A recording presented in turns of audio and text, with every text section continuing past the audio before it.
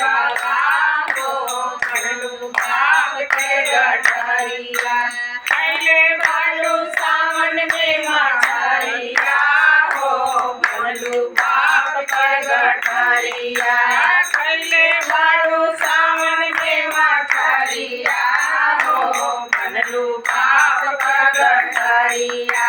तोहरे गठरिया तोहर बिसरू आगे जाई है बिसरू आगे जाई है हो बिसरू आगे जाई है कितना गणपति है ना रखवा हो बनलू पाप के गठरिया कितना गणपति है ना रखवा हो बनलू पाप के गठरिया खैले बाटू सावन में मछरिया हो बनलू पाप के गठरिया खैले बाटू सावन में मछरिया हो बनलू पाप के गठरिया तोहरे गठरिया तोहर भोले आगे जाई है तोहरे गठरिया तोहर भोले आगे जाई है कितना गणपति है ना रखवा हो बनलू पाप के गठरिया कितना गणपति है ना रखवा हो बनलू पाप के गठरिया पहले बारू सावन में मछरिया हो बनलू पाप के गठरिया पहले बारू सावन में मछरिया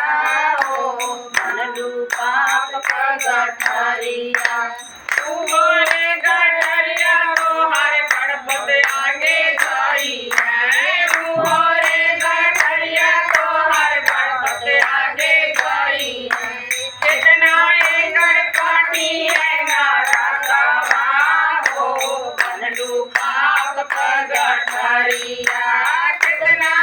गणपति है ना रखवा हो बनलू पाप के गठरिया खैले बाटू सावन में मछरिया हो बनलू पाप के गठरिया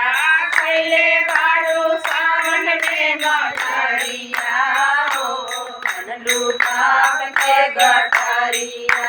तोहरे गठरिया तोहर कान्हा आगे जाई है कान्हा आगे जाई है हो कान्हा आगे जाई है कितना गणपति है ना रखवा हो बनलू पाप के गठरिया कितना गणपति है ना रखवा हो बनलू पाप के गठरिया बाटू सावन में मछरिया हो बनलू पाप के गठरिया तोहरे गठरिया शिवा गुरु आगे जाई है तोहरे गठरिया शिवा गुरु आगे जाई है कितना गणपति है ना रखवा हो